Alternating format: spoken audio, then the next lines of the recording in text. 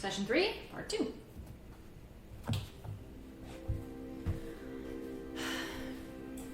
The night is dark and misty as the three boys come back to camp. It has not been terribly long since they left, crashing through the brush after the rogue vampire spawn. Not literally rogue, but rogue vampire spawn. They come back scratched, covered in mud and twigs, and a piece of dry gray bark tangled in Chekhov's hair. You come back to the Vistani encampment. What have you been doing while they've been away? Probably cleaned up a bit. Checked on Ireena. Probably brought muffin and croissant closer to the cart, the wagon. Had them bunker down next to it this time. Because it's still the middle of the night.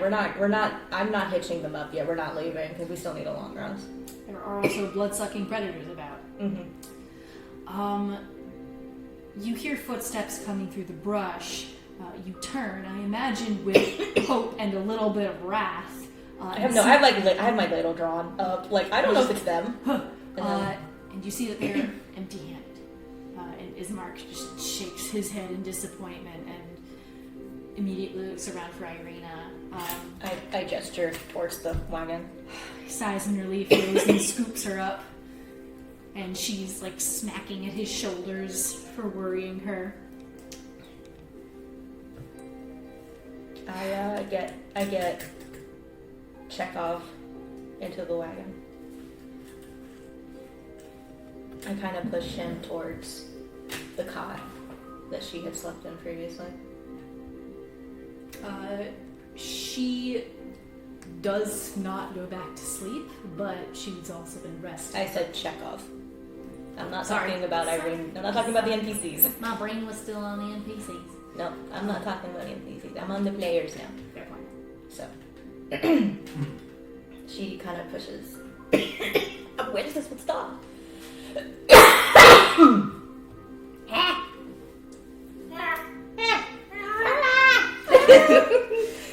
Pushes Chekhov towards the cot.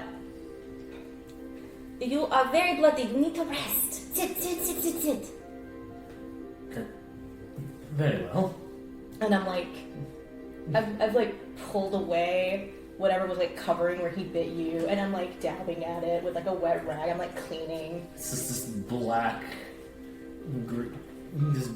ichor just all over, like the metal, like oil. I'm cleaning up this side, your neck. Yeah, the claws in your chest have left you with a aching cough. There's so many ripped rings on Chekhov from all the chainmail. Yeah. I'm gonna attribute the cough to her still lingering one point of exhaustion, because technically he never attacked her. You moved him. Very true. Oh, that's right. You're right. Lingering exhaustion. So yeah, lingering exhaustion, sudden, like a whole bunch of activity out of nowhere. It's like she swallowed something wrong. It kind of seems like she's a little worked up. Yeah, so I don't think he will be bothering us for a while. Hopefully.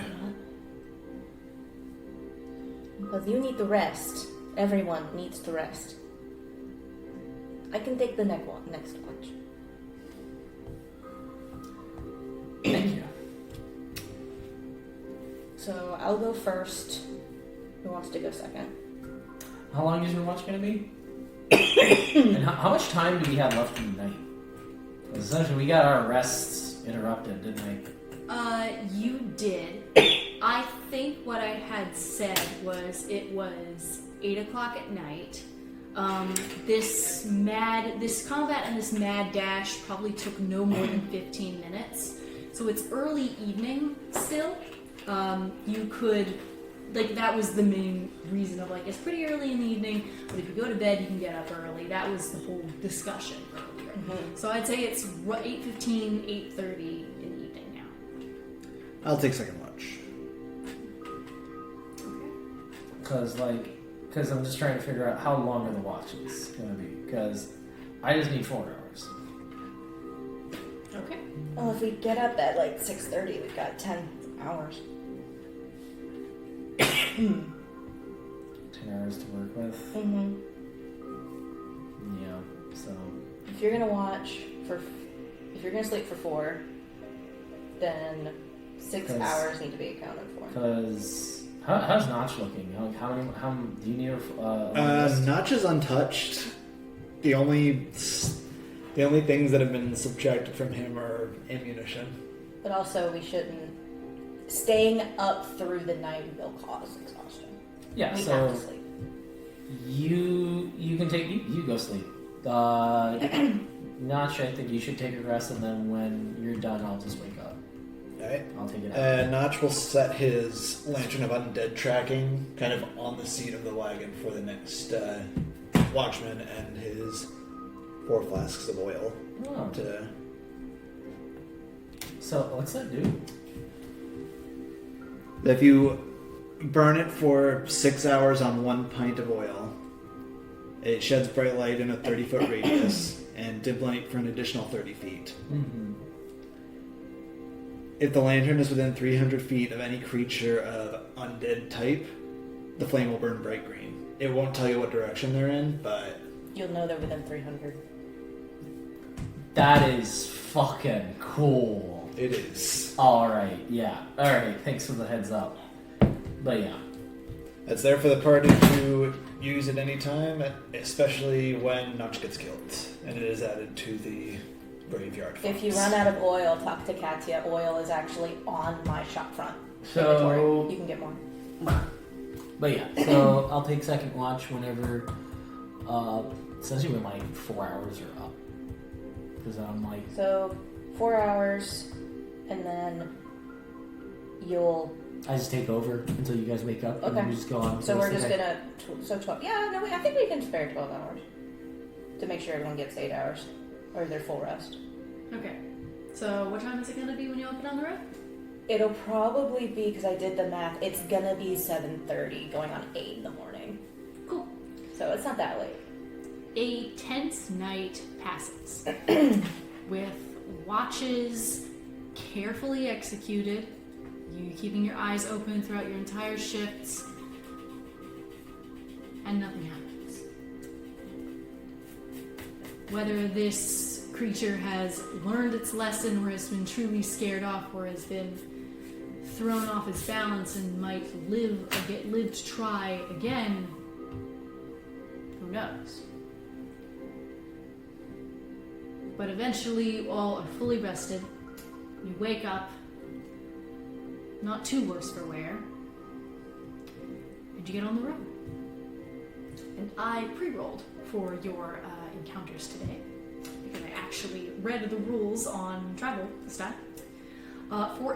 So that everybody can remind me if I forget, it is every 30 minutes you make a roll for a possibility of an encounter. If you get an encounter, it caps out the number at 2 until you get to your destination. So, it is roughly 4.5 hours to Vallaki. There are a couple things you'll run into before we get there. So. Okay. Move down the road. Is there a different song we could put on? Yeah, sure. What are you looking for? Something spooky and eerie, but for the morning, not the night. Alright. Maybe spooky travel music? Spooky forest music? Spooky forest. I'm sure I can find that. Well, I do have... Because I'm starting to get droning. Yeah, that's fair. It's a little repetitive.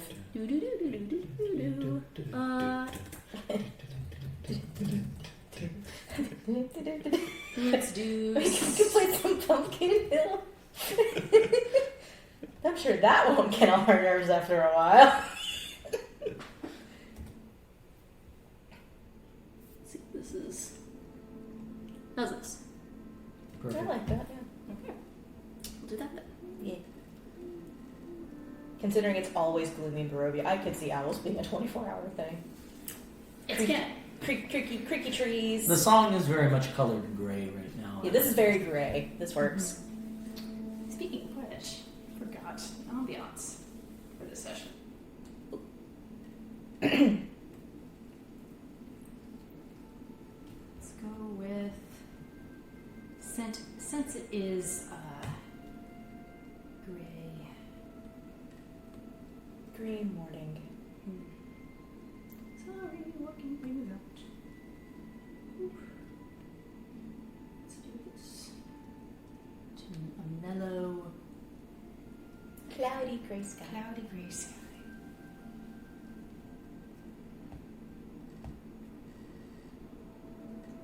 I'm picturing that as the creaking of the wagon as we're going down the road.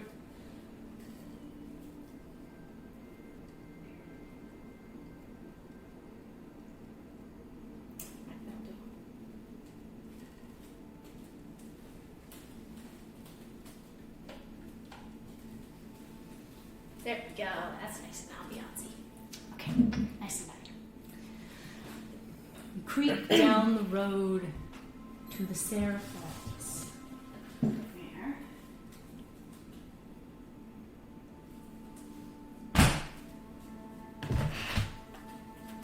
Stop looking at my book. Didn't even look at it once. I know. Okay.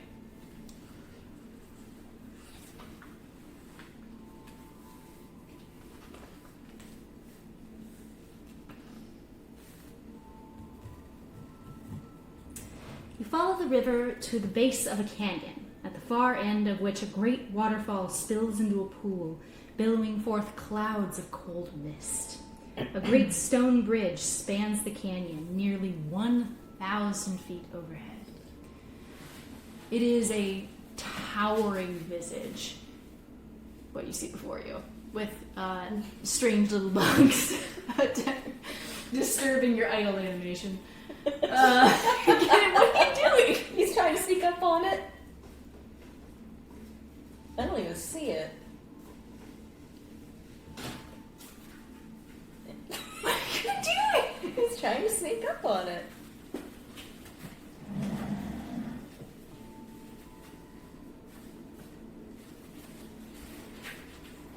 Thank you. Right into the light. Destroyed. Alright. Chekhov chases Monster down slain. a rogue cockroach in your way. Okay.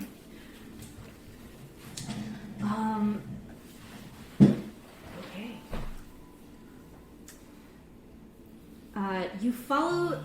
Nope, you are not on the high road. The chasm's walls are slippery and sheer. They look like they could not be climbed without magic or the use of a climber's kit, or unless you're a particular nasty type of a dead. If he has gone somewhere, he'd likely be up here. But we're not gonna go up there. But you're not going to go up there. We're down here. We're gonna stay down here for now. Notch remains alert to danger. Okay. Roll perception. Because we've been traveling for more than an hour. Can I help since And I'm a natural explorer. I'm the one in the front actually driving the wagon? Yeah, sure. Okay. No. Advantage for Gnoch. 19 is the first roll. Okay. 17 for the second. So 19. All right. You skim the outer horizon, look up. You see something stir in the trees, and then you realize it's an owl, and it just kind of stares at you as you go by. Not unnerving at all.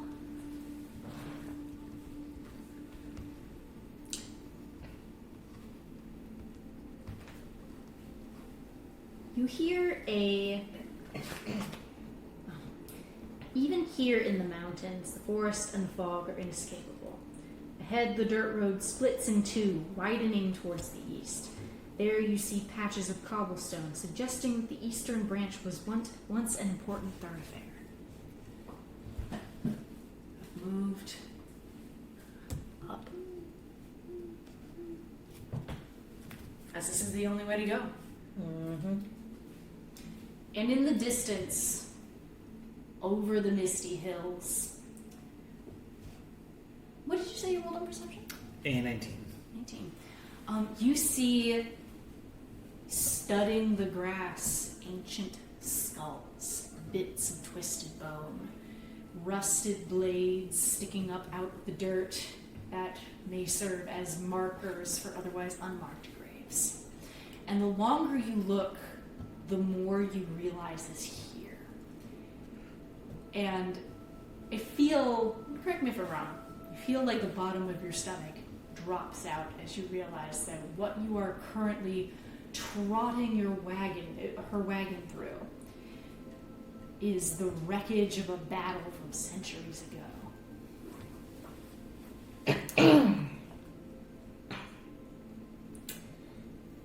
Yay.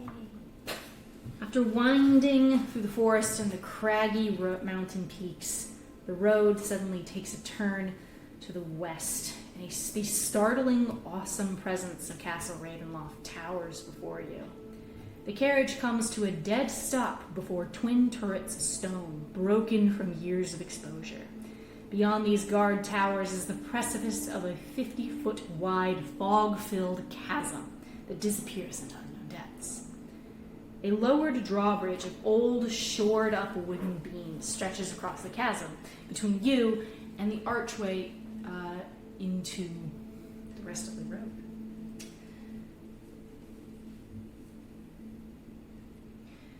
You could go this way, or you could keep going along the road.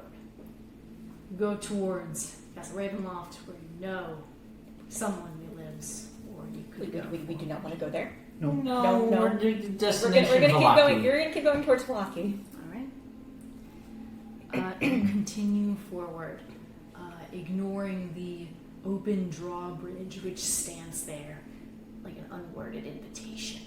Yeah, that's exactly what it feels like. It's just kind of like, I wonder if he's expecting company.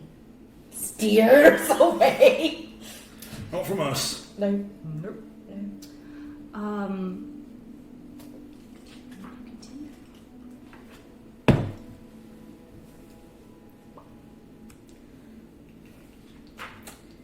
We are on a deadline, got to keep going. You re-enter the old Svalich woods, undisturbed.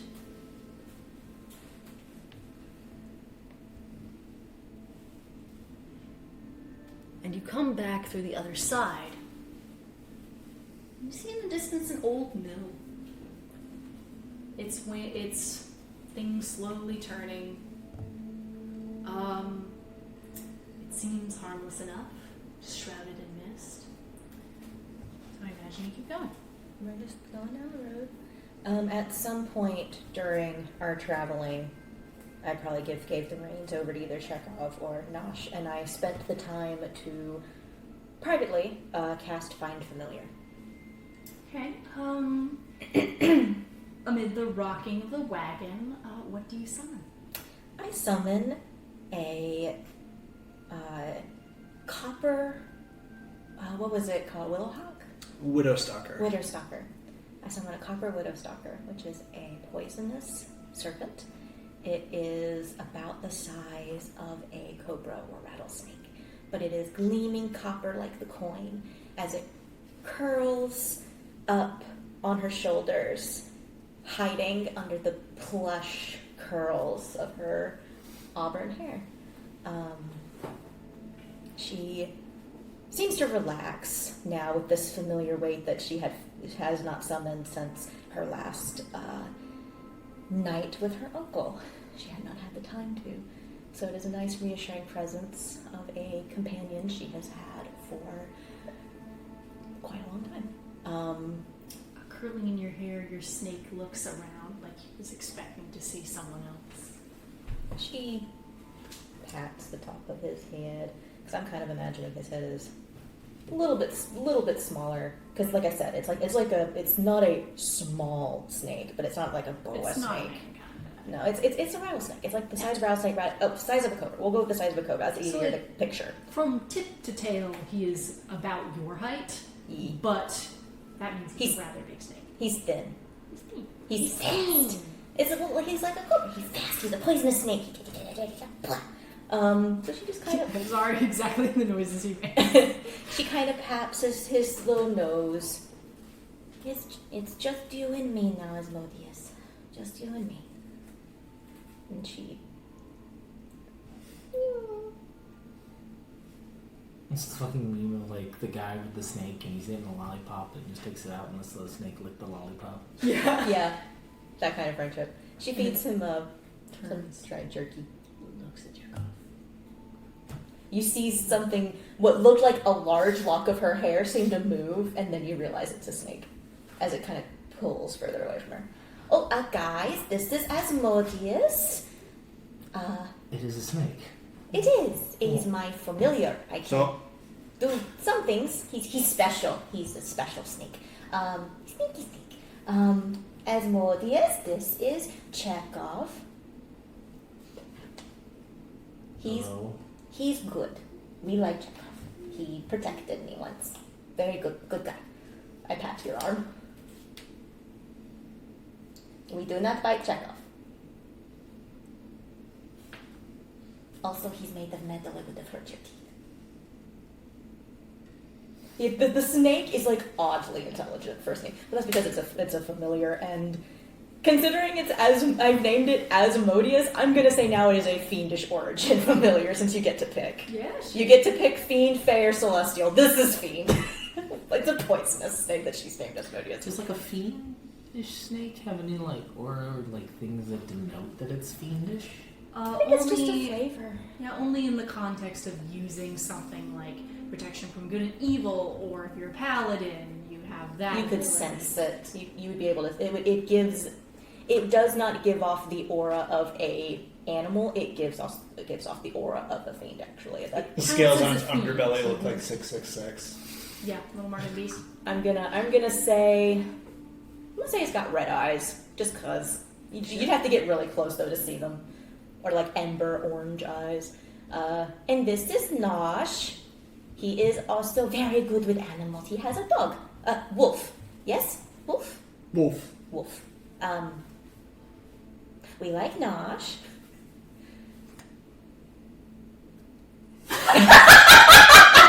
Please tell me you did that. Please tell me not just yes. Oh, and those two are Ismark and Ireena. We are helping them. Ireena is sweet lady. You will like her. She's gonna roll animal handling because she has no idea what's going on, but she just like holds out her hand, expecting a puppy or something. Oh well, she will give her a heads up. I will tell her. Oh, Ireena, this is Asmodeus. He's a snake, but he's a friendly snake. He's a good boy. I've had him since I was very little. It's gonna feel like He likes kisses. It's gonna be a creepy feeling. Will he bite me? He better not. He knows better. Also, I can heal you if he does, but he shouldn't. Like it's like a very sharp. His word looks like actually defensive, but he knows better.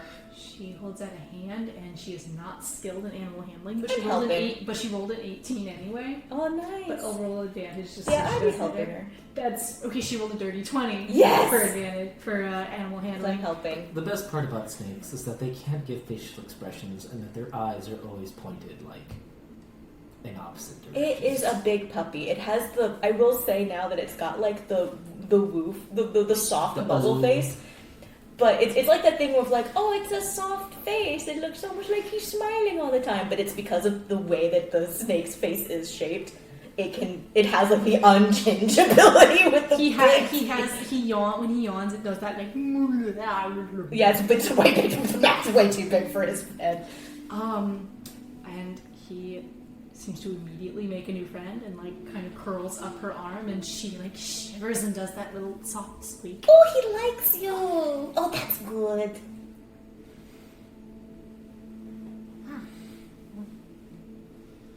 pets. And he just kind of nuzzles into her. I let them hang out for a little bit before I take him back as I go back up to the front so that Asmodeus can get familiar with our new surroundings. She seems to be enjoying the novelty of having a snake like her, but she seems to be relieved whenever you take it back. I feel like she got to hang out with Asmodeus for like 15-20 minutes. Like, it was a good chunk, but Yeah, she's an adventurous noblewoman. Still a noblewoman. Yep. A little sheltered. And you make your way down the road. now I have my familiar out. Let's go. Check the socks. How does it go to the town of Vallaki before it's supposed to be anywhere? It's an impressive meatwad voice. Whoa! I was thinking a little bit like Stitch. The old... I don't want to read the thing if you're approaching it the wrong way, okay? I hear you. There's some formatting issues with the book. This windmill is after Vallaki, and Vallaki's like way up the road, so it's a little weird. It is strange. The old Svalich Road transitions here from being a winding path through the mountains to a lazy trail that hugs the mountainside as it descends into a fog-filled valley. In the heart of the valley, you see a walled town near the shores of a great mountain lake, its waters dark and still. A branch in the road leads west to a promontory, on top of which perches a dilapidated stone windmill, its warped wooden vanes stripped bare. As you approach to go past it, the mist is shrouding in it. Do you go up the road? Is there only one road to go towards Vallaki? You would have to turn right to go up towards the windmill.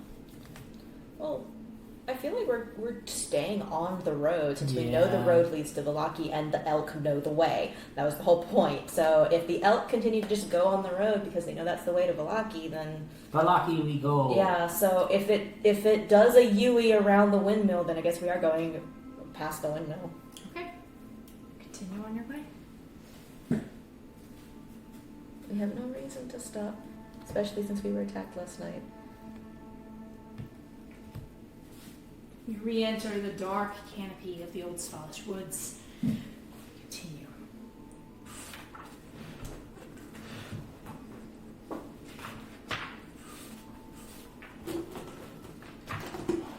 Did you want any more cookies? None at the moment.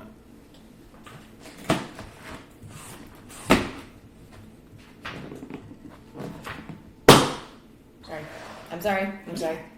A wheel pops up the way. No! All right.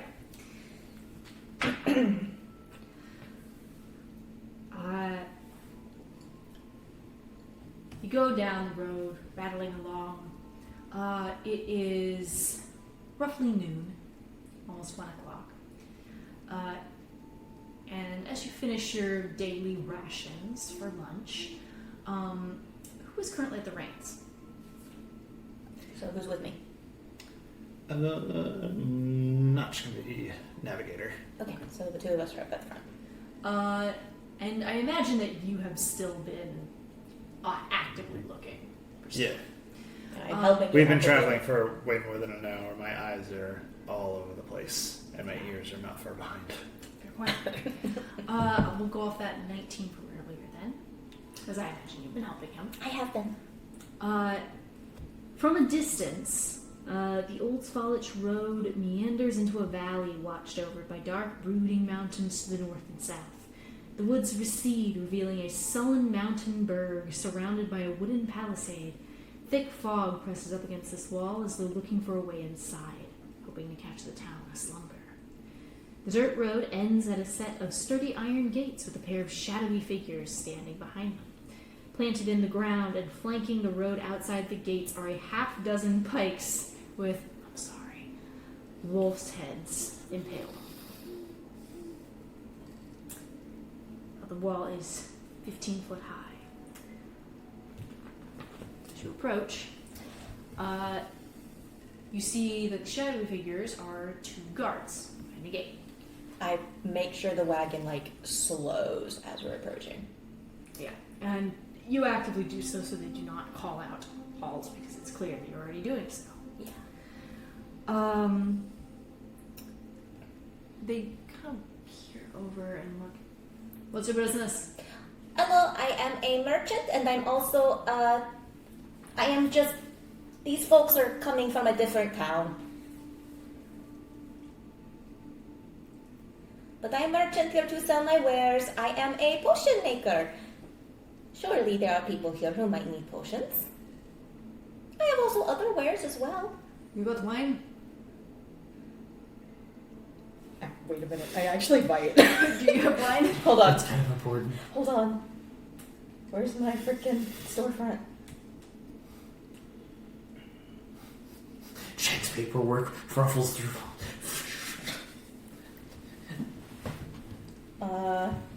Damn, no I don't. I remembered I had flasks, but they're empty. Did we need one? Town needs wine. Oh. I kind of look back to the cart at, like, Ireena and... Is They Mark- look a little clueless. Well, I am a good merchant and I can do deliveries. Can I pick up one for you? For entry? I don't know where to pick up wine. Well, I mean, if you need wine, where do you get it from? Typically the wizards of wines on the road, but whatever. Wait, could... repeat the name? The wizards of wines. Huh. Okay. Where are they? You're new here, aren't you? My uncle was more familiar with this area. He passed away recently. I'm supposed to meet one of his contacts here, actually. I'm going to, Oh, actually, yeah. Gonna pull out my thing, and I go, oh, wait, actually, and I pull out my thing, and I go, yes, I have a delivery here for a lady Wachter and a Urwin like, I give the names of the two people I actually have deliveries for here in Vallaki. He kind of... Can I see that? Reaches through the gate. I hand out the... I've folded it so that he can't read what was being delivered because that's confidentiality, but I'm showing him the name of that I clearly have products being delivered. He does unfold the side of it because he doesn't know any better. And, client confidentiality. Oh, you're gonna get me in trouble. What? You're always thinking trouble was like the capital city of this place.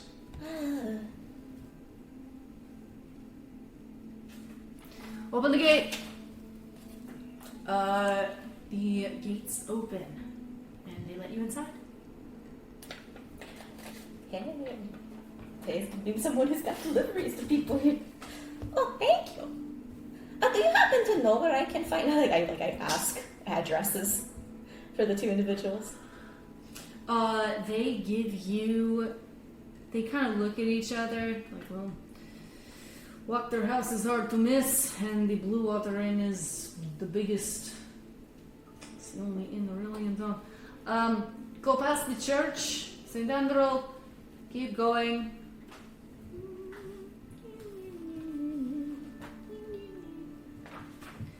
And the Blue Water Inn, go down about 4 blocks. Blue Water Inn will be on your left. Oh! I feel like a dummy. I just connected. I've spoken to the guy I'm delivering to. This is the guy connected to your sending stone from our poor spider boy. Gossamer. I've talked to him. I have delivered. Okay, that's fun. That's fun. I have 2 reasons to go talk to this guy now. Okay. Oh, okay. Thank you. Welcome, I guess. If you need any supplies, please feel free to contact me. I am a wonderful merchant. I can get my hands on literally anything. In reason. He looks like he was about to say something, and his buddy like punches him in the shoulders. And they let you through. And get your hands on anything, huh? It's like, shut the fuck up, man. All right. I said with reason. Yeah. That sounds Hey, like where the queen? Hey, where the queen is? So is Katya. All right, cool.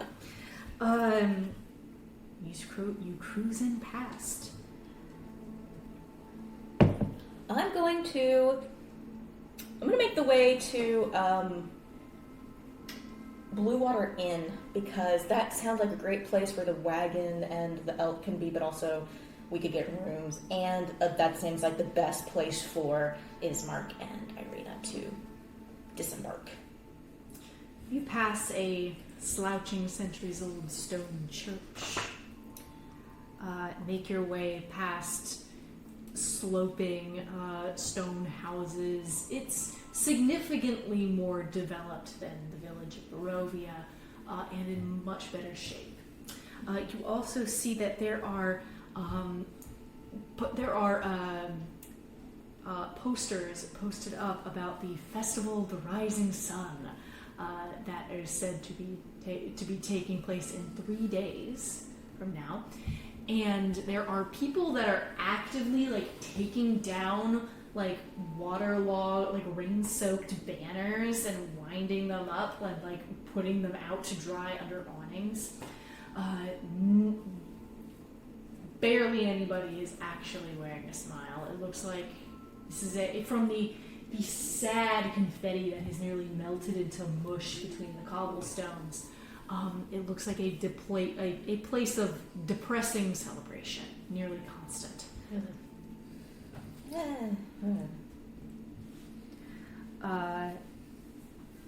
Gray smoke issues from the chimney of the Blue Water Inn.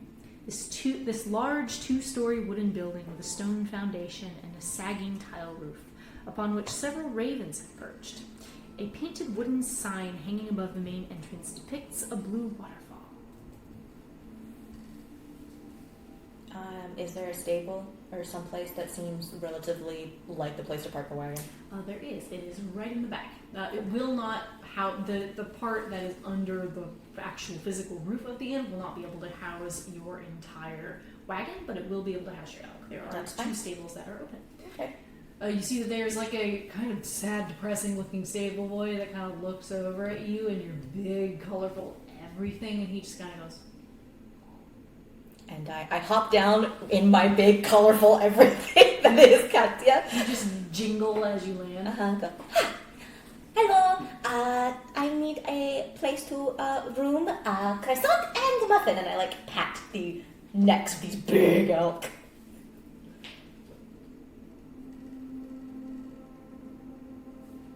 Are you an angel? I've been called worse, but sure. Just kind of Back out. No. It was an innocent question. He genuinely looks like he's 12. Abort! Abort! I think I'm just kind of cute kid, okay. I kind of had the feeling he was I got preteen vibes, yeah. So she just helps him get the elk into little stables and get them fed, and I'm going to go back to the wagon and get my portable storefront. And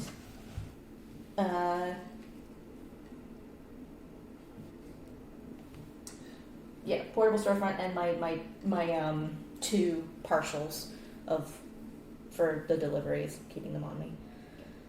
And I look to the rest of you. So well, I need to deliver these to the keeper inside, and as for you two, an inn seems like a good place to start. I bet we're in Vallaki.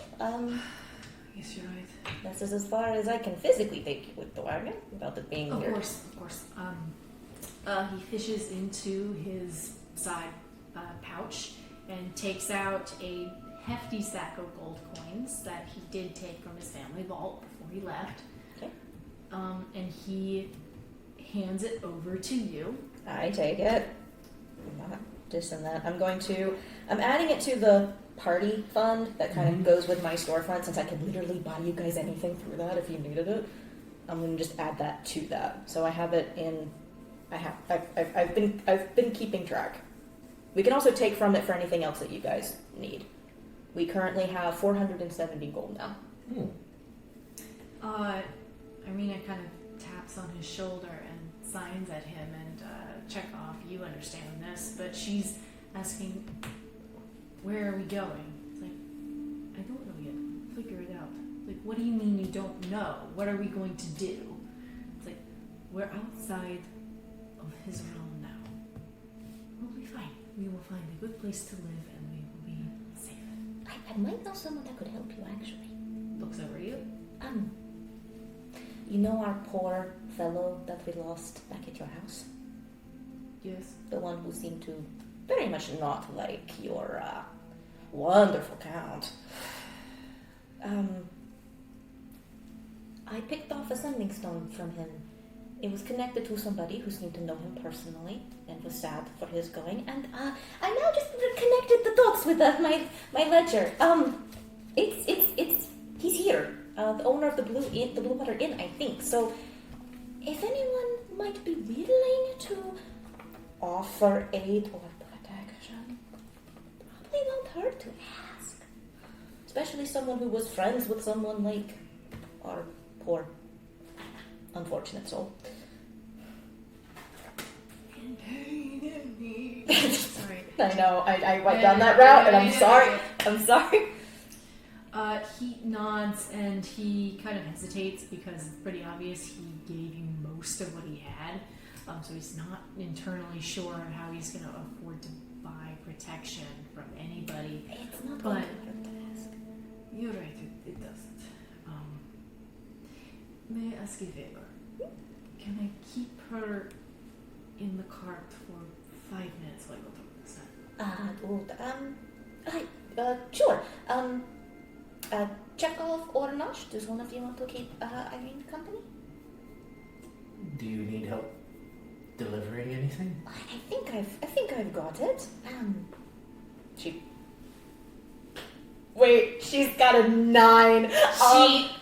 Hold on. Okay, the parcel and her own storefront. The storefront's weightless because of her ability, but the other thing was enchanted fertilizer and wood polish. Why do I imagine that's in like a heavy box? Because it's a literal bag of It's a bag of literal fertilizer. bag of shit. So she's got this like partial and her own storefront on one hand, and she starts to bend down to pick up the other box, and it doesn't move. Hold on, I actually want to make a athletics check because it's so bad. Please don't break your back.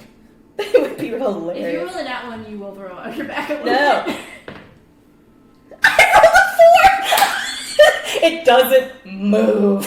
Thankfully, you do not throw out your bag, but it's like just. Hold on. Yeah, could one of you get the box? Yeah, you'd be surprised how many packaging guilds do not school their employees about the safety of handling heavy boxes. This sounds personal to you. Yes. This is personal, He you know. squares out, crouches down, grabs it from both sides, attempts to lift from the knees and rolls an 8. Chekhov, you want to go? His mark will help you. As you can see, even if you do it correctly, Do I have to roll? you're going to screw it We've up already somehow. done it so far. I feel like it's really funny. But you're being helped. You're being helped It's this a time. huge sack of fertilizer. Those Go things for are it. heavy. That would be a 22. There we go. Anyway, You just kind of go over there and you lift it up. It's like you don't understand what was wrong with it. I can assist. Okay, Chekhov will help me deliver. Gnoch, you can keep our lovely Ireena company. Ireena, give us 5 minutes. We're going into the inn and then we'll come get you. Oh, here. I hand Gnoch one of the extra books of poetry that I bought her. Bought Ireena. You can read her one of these while we're gone.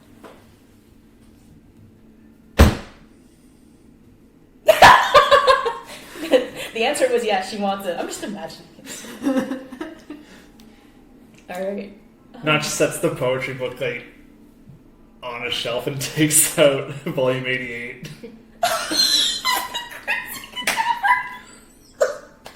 Chapter 1. Oh my god, please tell me you get like a fangirl out of this. Like you're reading like a whole I new need you to thing. make a performance You know check. what? Prologue. Prologue. Of chapter 88. A notch dramatic reading. Of book 88. Okay. Prologue from book 88. Performance. What'd you roll? What is it? I can't tell if that's It proud. was a 0. Nope. Audible.com. He's one of those readers Oh no. who does not change his voice for any of the characters. Absolutely stop listening to that audiobook as soon as we got like The only 2 minutes. the only voice he changes is for the main character. She rolls a 16 to sneak away from you and walks in after you. Well, You rolled a 0. on performance, well. She's sneaking. So What's your passive perception? My passive perception. This is important. Is 12. You do not see her. Oh, You're pretty okay. sure she's enraptured. Hey, DM, just write it somewhere. We're all at 12. Yeah, we're all at 12. Yeah, okay. Awesome. Alright. Now we know I what come number. into we're In- going to the end. In order to beat all of your passive perceptions, I have to roll the unlucky number. Yeah. That's fun. Okay. If you're a Templar, and everybody forgets that bit. It always sucks for them. You walk into the Blue Water Inn.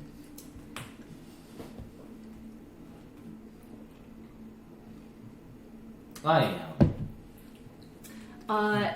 As you walk in under, you see that there are like 4 or 5 ravens that actually like watch you go in with attentive eyes. Wait, do I notice them? Yeah. Do I remember I literally talked to a raven after he died. I talked to that raven before it flew away. Katya actually kind of like pauses in the doorway looking up at the ravens. Checks that no one's really watching her and she kind of goes... And she goes, like, just a little wave, tiny itty bitty wave at the ravens and then I go inside. You go inside.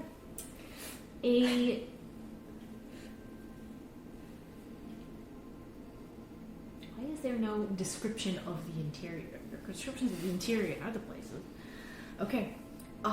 You get to make it up. Passing a well and the outside staircase, you enter the inn itself. Walking into a lovingly worn, slightly dingy bar where the staff has done their best to keep this place clean in times of difficulty. But you also get the sense that they are used to a half empty place. You see... Oh, fucking... Here it is. Damp cloaks hang from pegs in the entrance portico. The tavern is packed with tables and chairs with narrow paths meandering between them. A bar stretches along one wall, under a balcony that can be reached by a wooden staircase that hugs the north wall.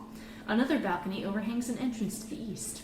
All the windows are fitted with thick shutters and crossbars. Lanterns hanging above the bar and resting on the tables bathe the room in dull orange light and cast shadows upon the walls, most of which are adorned with wolf heads mounted on wooden plaques.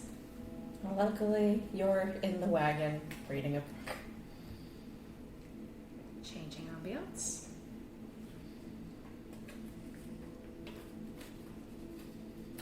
Ooh.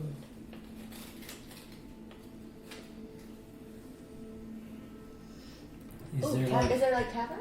Tavern Yeah. ambiance sound? moody tavern? Moody tavern. It's like, it's dead in here. All the taverns in Barovia sound dead. There's no merriment. But there would probably be like some faint clinking of glasses in the fire. There's no music. It'd be moody. The only music is the ambiance of our own. Yeah. Oh, yeah. There are 5 people in here. 2 of them seem to be these Oh, okay. Two of them seem to be hunters with quivers on their backs and bows set on the table. They drink cheap beer and they are silent. Two other men are at the bar. They are richly dressed and they are speaking loud, like awkwardly loudly for the silence that it is. They are drinking what looks to be wine, spilling a little bit down their fronts, and they're just blurting. They're just like, see, what I think is that Kolyana bit the dust because he was being an idiot. It's like, let's see, I think. And Ismark like bristles next to you. I kind of like pat the side of his hand, kind of like, you know, a calm gesture, kind of like a you're okay, don't do anything, we're here. Grits his teeth, and there's like a twitch of muscle in the back of his jaw. And you also see a colorfully dressed half-elf bard who is sitting at the corner, like, and has a full bottle, only a quarter full left of what looks to be like hard whiskey. Damn.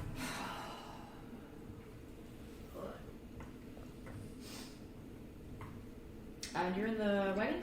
Yep. Okay. I'm just gonna look cool. You have. I love that you just didn't notice Jason gone yet. Holding the box. You're holding the box. I head towards the bar.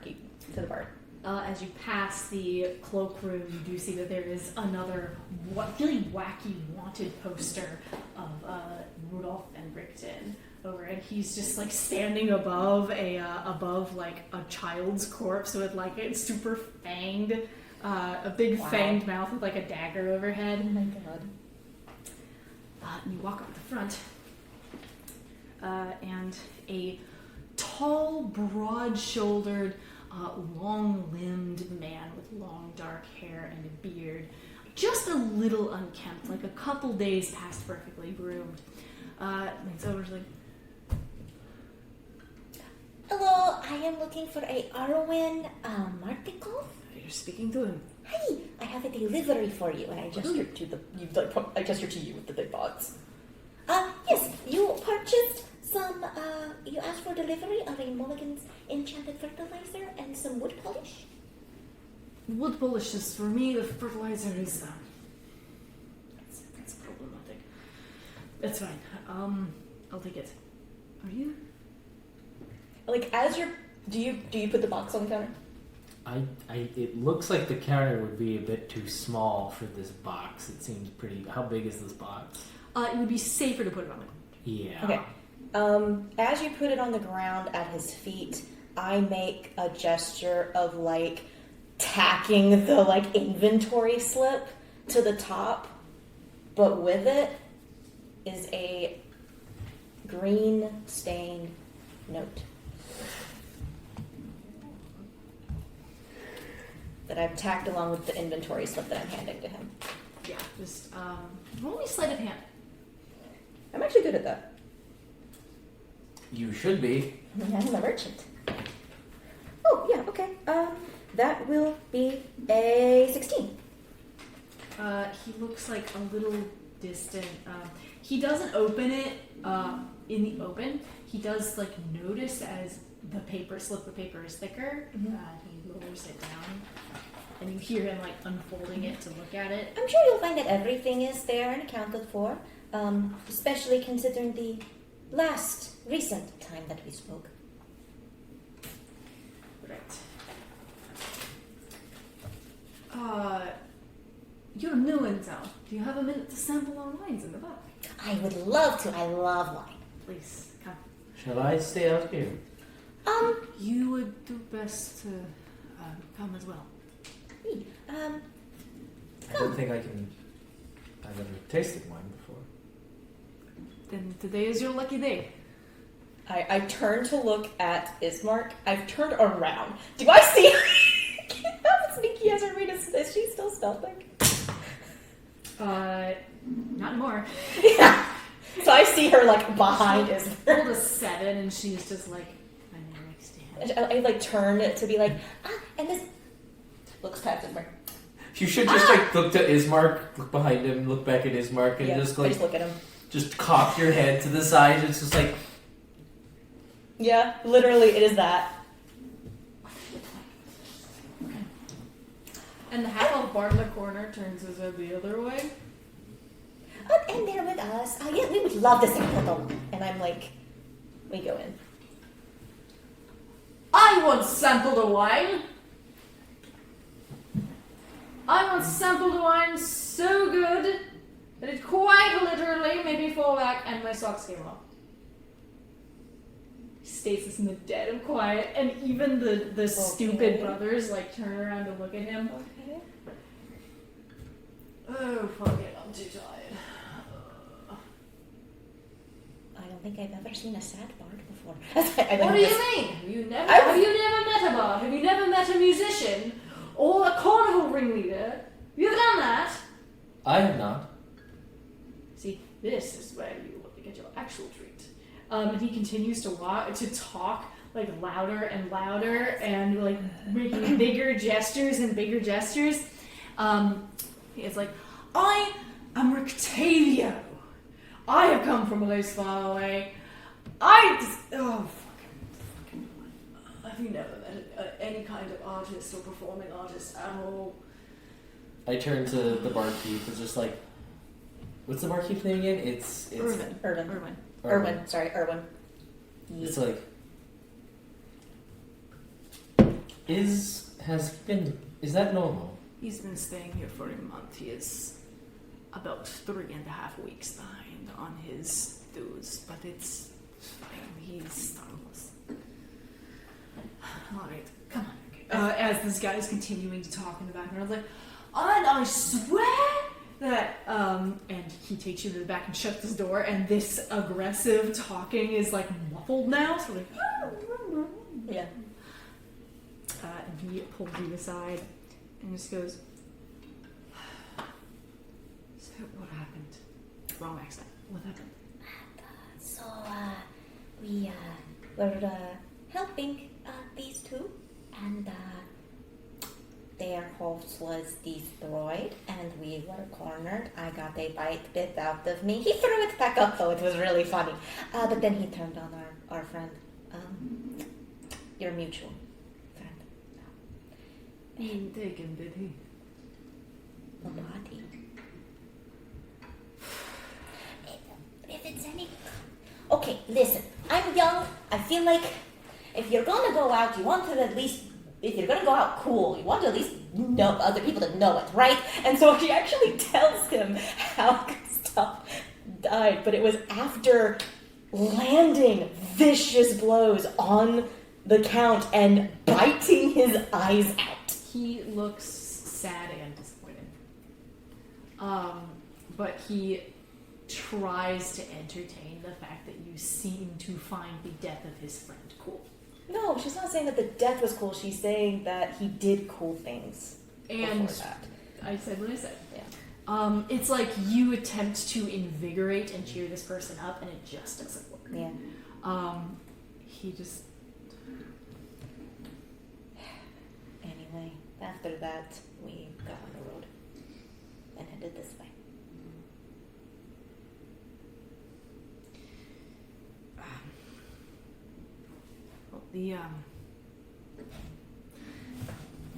You're Vistani. Can I trust you? I get the impression that people got a lot of mixed impressions of the Vistani here. I didn't grow up here. My uncle raised me on the outside. He had a lot of contacts here, though. He was supposed to teach me the routes for the trades that we do here. Gosstov. I don't know if you know of him. I met him. Yeah, I'm on my way to the family grounds, you could say, to lay his ashes to rest.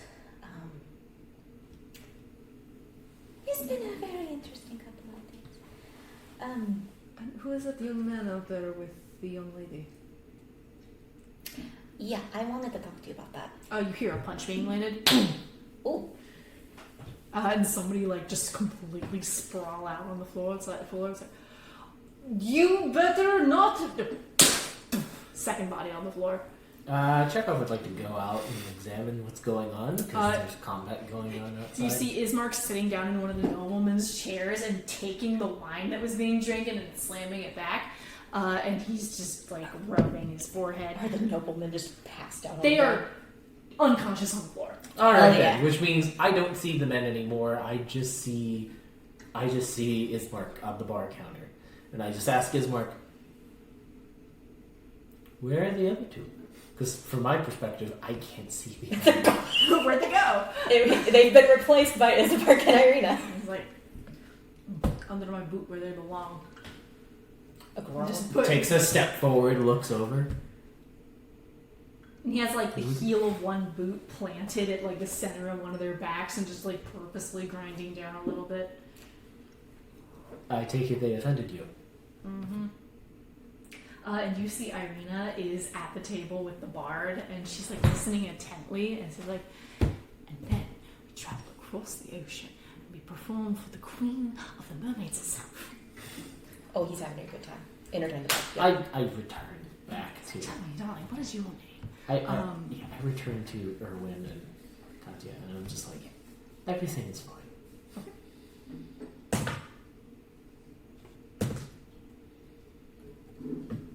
so, those two are from the village of the Barovia. They need help. What kind of help? So, the poor girl out there, her name is Ireena. Poor dear is mute and blind. And unfortunate someone has taken interest in her. Himmelgott. Has taken interest in her. Aggressive, unhealthy, creepy interest. What does she look like? Kind of like me, actually, the red hair. The red. Don't we both like have the same like auburn hair and green eyes? Isn't that? Hers is like a slightly different shade, but I think you're not Yeah. lying when you say she looks a little like you. Yeah. Yeah, the green eyes, red hair. I guess it's a trait around here. And he just says, not again. And he walks towards the door, he throws it open, and Ismark has his head down on the thing, and he is scratching his head. He rolled a 2 for perception. And Urwin looks around, She gone already. and you see that the half-elf bard and Ireena are gone. Comes on the Rectavia! And he jogs outside, and he goes like, "Hey, where the fuck do you think you're going?" It's like, "Don't worry about it." And Ismark's head pops up. He goes, and he is out the door immediately. You immediately hear him like scolding his sister in Barovian. It's like, "Come now, it's a harmless little bit of okay." Comes back in with his sister in tow. You have a mean right hook. I agree. It's quite the punch. However, where the two like strapping noblemen were immediately knocked unconscious, this guy seems like mildly dazed, but he's just touching the side of his cheek. It's like, well placed. Right. I suppose I'll count that as being on my way. Well, very nice to meet all. He starts to walk away. I call out for Nosh since we're now like in the doorway of the inn. You yell Nosh. Gnoch! Actually, I say Gnoch. That's a nickname now for you. I'm sorry. The bard stops. Not cheers the name. Yeah. Does not acknowledge it because it is not his name. Notch! There it is. Sets the book down. Realizes you're alone. Where'd she go? There's a half-elf bard staring at you. He The bard is in the wagon? No, he's just outside, but like you open the door to look outside and there's this situation going on and a half-elf bard halfway down the road is just staring at you. Good day! Oh. Well, that was a little bit... Oh, do you know that fellow? You have no idea who that is. No, but he needs to see a chiropractor. That posture can't be healthy. No. Anyway, we're inside now. Come on. No, I can go back into the inn. I was hoping as much. I'm following the innkeeper wherever he's directing us to go. Okay, he takes you upstairs. Sure. He puts like a little back in 10 minutes sign on the front. Like no one abuses that. He takes you aside and keeps his voice low. He says, I can give shelter to the girl. I can do that if need be, and I'll keep Octavia away from her. It doesn't take a lot of interest in women, but you know, sounds weird. Anyway, listen, my supply of wine is nearly gone. I know it's a strange quest to ask. In return, I will not ask for coin. Looks at his mark. But my supply of wine is nearly gone, and the next shipment is overdue. I will give you what you seek if you bring me my wine. The vineyard and winery is a few miles west of here. Just follow the old Svalich road and the sides. Okay. I have a question for you, actually. Sure. Since you seem to know a lot about wine. If you were to make an assumption of where you would find probably the oldest, finest cask of wine anywhere in Barovia, where would you look? Or what comes to mind? 100 years ago, the winery. There used to be a champagne or something that was produced by the family there, but they stopped producing it. Okay, if there was any left after 100 years, where do you think they would have ended up? Probably Gosstov. I look towards Chekhov and Gnoch because y'all were there for the readings. He kind of rolls his eyes a little bit though and says that does not mean that the cantankerous old man would not keep a bit for himself. Well, that's another reason for us to also visit the winery. Can you do an insight check on you?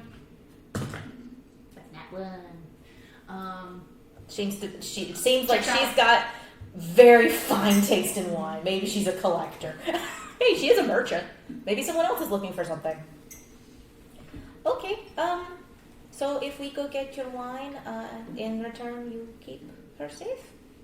Is that the deal? That is the deal. Keepers of the Feather will give her shelter. Keep her safe.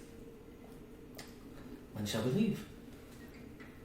I have another delivery I have to make. What time is it in the day now? Oh, I'd say about 2 o'clock. How far away? Can you tell me again where this place is? I imagine I pull out my map because I want him to show me. Do we have a... yeah. She has a map. Mm-hmm. Do we have a Vallaki map? What was the third map that you got? Oh, yeah, right. So, do I have an idea of how far away? If you count the 4 hex grids, is going to be 30 minutes. No. A quarter mile is 1 square. Oh. Quarter mile is a hex. So 4 squares is a mile. By carriage, you at a trot, you go about 8 miles per hour. Okay. And you roll for a possibility of an encounter every 30 minutes. So how many hex squares do we move? Or how many hours? It's gonna be. Let's put 4. 1, 2, 3, 4, 5, 6, 7. So that's 7 times 4. So 7 miles. So about an hour. So you'll be rolling twice by the road. Oh. If it's only 2, I don't see why we can't go the same day. Yeah, why not? Okay. It's a quick trip. Yeah. Okay, well, I need to make one more delivery, and, well, we could just go. I have a wagon, so it wouldn't be that long of a trip. We can go there. Would you happen to know anyone else that would be able to repair this? It just kind of like pulls on like the tattered chain links just hanging off of him.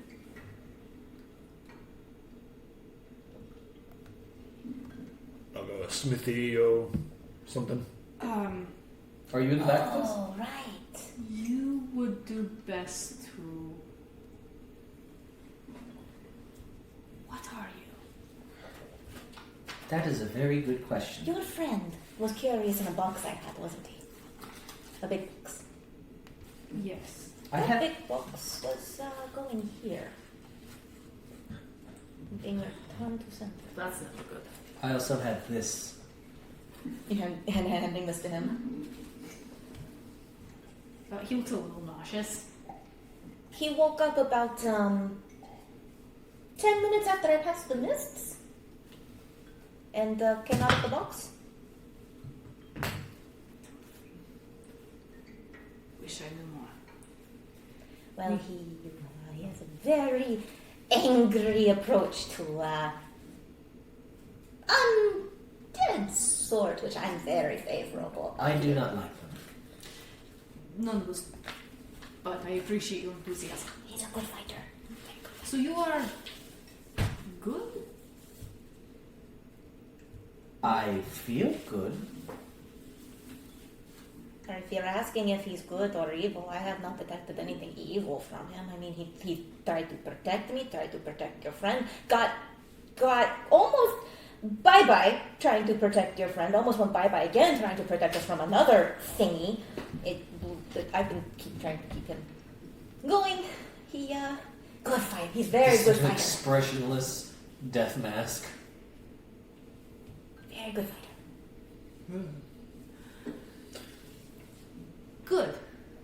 Oh, that's right. I think that's a unnerving trait. Does not blink often. No, you do not. No. Wide stares. Oh my gosh, do you have to remember to blink? You only blink when you remember. You've seen her blink and you're like, oh right, I have to remember to do that. He doesn't seem to know what to make of you, but he nods and he just goes, very well. Matthew! Coming down off of a rafter is a familiar looking raven that hops onto his arm. Hi, Logan. Keep an eye on him, yes? And he hops up onto your shoulder and is immediately like, Asmodeus just immediately goes, Oh, sorry.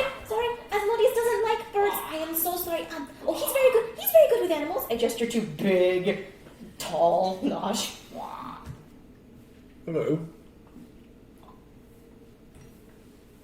Oh, hold on. Cast speak with animals. Are you my new friend? Am I keeping an eye on you, or am I keeping an eye on big ol' Stiff here? Honestly, it's probably a good idea to keep an eye on all three of us. Alright, suppose that makes sense to me. Oh my god, I love him. Can I sit on your shoulder? Very nice broad shoulder. Sure. Name's Notch, and I hold out my knuckle. Boop. My name's Matthew. Nice to meet you, Matthew. Hops up onto your shoulder. We're just watching the two of you caw back and forth with each other. Excellent. You're building this Well, up. the thing about ravens is that they can actually mimic any sound they hear, so you can get fun with that. Yeah, I could. Oh my god. I actually kind of picture it that you're hearing common, but he's got like he's got basically the light Yeah, up notification that- when he speaks. Uh-huh. Just the spell circle growing brighter. When It's like he's talking to about Matthews. R2D2. I feel like That's what it's like. It's like it's giving like little chirps and whistles back. Yeah. I'm the pizza slice proportioned C3PO. Yeah. You just get cooler and cooler every moment. That's alright. I would very much like to learn that at some point. That seems very helpful and fascinating. I know how to make a potion to let you do that, actually. We just got to get the right stuff. Oh, that would be lovely. Ismark accompanies you outside. And as she walks out, Urwin kind of touches her shoulder and says, like, you should not go with them, darling. It may be dangerous. And she looks indignant. And she walks, it goes to like stalk down the stairs to go after Ismark, and he like puts a hand out to stop her. And she kind of stumbles a little bit, and she like holds onto his hand and realizes it's in a stop position. Ismark, if you want to stay, we wouldn't blame you. I want to stay, but this is my responsibility. Oh, I can understand that as well, and honestly, it might go a lot faster with you. I mean, last night with that thing, you were amazing. Anyway, like immediately fluffs up and like turns away. Stop being horny for my brother. I slap her hands away. Imagine she's trying to do this like over his head. I'm like slapping her hands. I'm like, anyway, we got you a nice place to stay here while we go fetch something and come back. You'll be safe here, friend. This is a friend of the friend that I don't want to stay here. I'm not safe if I'm not with my brother. And he like grabs her hips and kind of takes her down off the stairwell, puts her down on the same level, and gives her a very firm, deep hug. Takes a step back from her and cups her face, and she's starting to well up, and she like touches his hands, and she doesn't want to let go. She's holding on very tightly. He's like, I will be back. I promise. Okay? When have I ever broken a promise to you? She shakes her head, and like it's just is starting to cry. I have a question for DM. Yeah. Sending is magic. It's words and thoughts to another person's words and thoughts. Mm-hmm. If she had access to a sending stone, could she send her thoughts to Ismark? Do you have the capability to cast the sending spell? No, but I have the sending stone that goes to Urwin, and Urwin has the other sending stone. Which means it will be going to Urwin. I know, but I could ask him if she could borrow it while we're gone. That's a good point. You So definitely I'm watching this interaction, and I realize I'm holding the stone, and I go over to Urwin, who's probably watching this with him.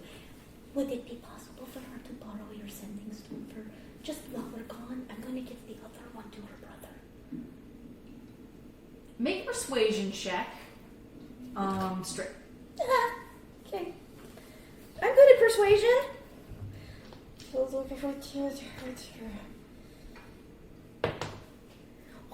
That's a dirty 20.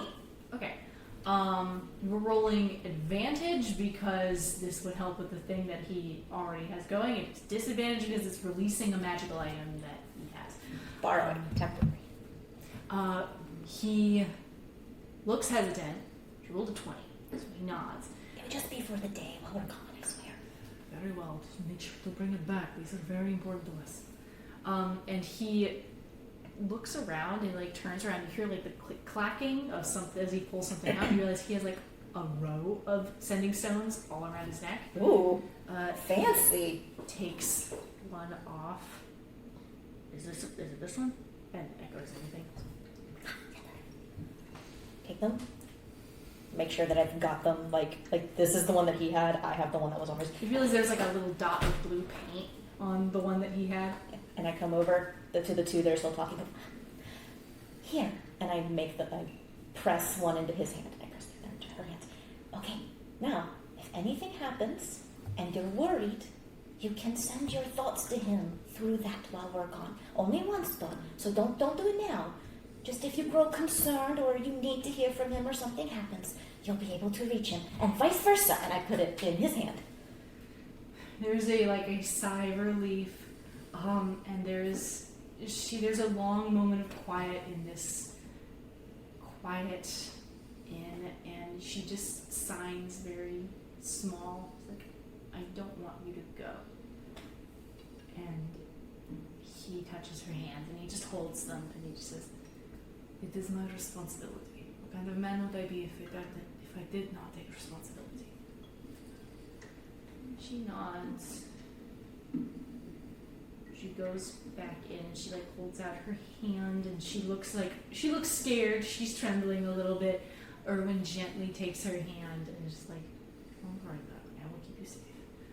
And he brings her to the upstairs and shows her to a room. Question. Mhm. Does she have any weapons or anything on her? She has a rapier. Oh, she has a rapier. Perfect. Yeah. Okay. Not very good at doing it because she's blind, but she has something that is stabby. She has a weapon. I was gonna press a dagger into her hand if she didn't, but if she has something, then she's good. Alright. And she vanishes from view.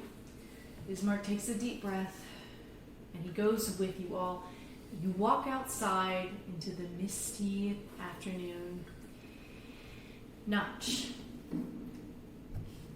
You hear something like an arcane spark go off in the back of your head as a message cantrip is focused on you. And you recognize the voice immediately, because that is how the spell works.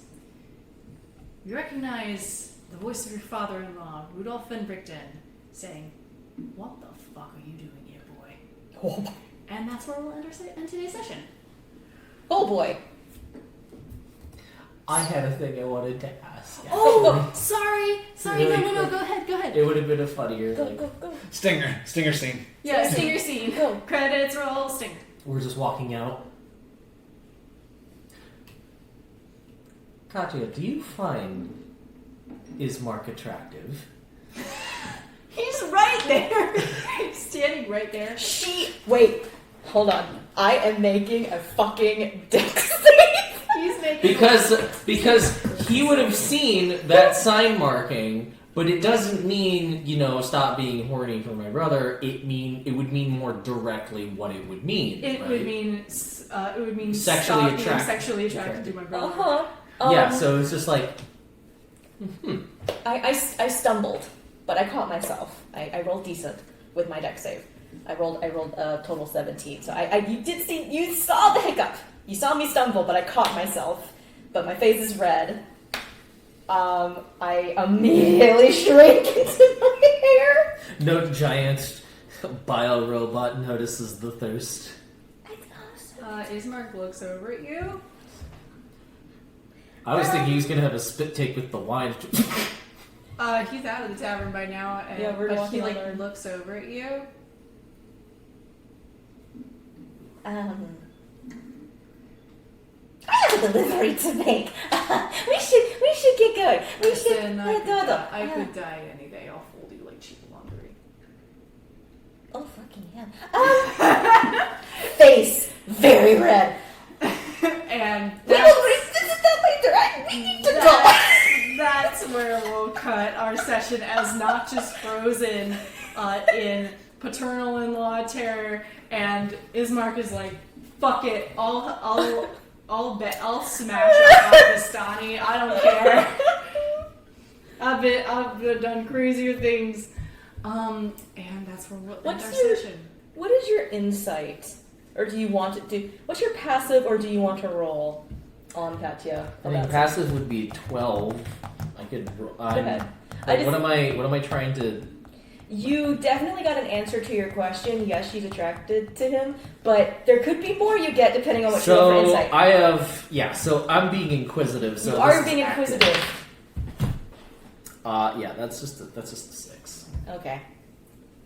I think... Actually, you know what? I have to... Hey, you did insight. I need to roll deception. Let's do it. What you roll? Yeah, on the floor. It's a 1. What? This is twice you've rolled a 1 on me. I rebuke you. The dice gods say Ismark is hot. No, there's more he That was a gets 5. because he incited her. Chekhov, you realize she's attracted to both of you. That's a little disturbing. We're gonna end our session there. Oh boy.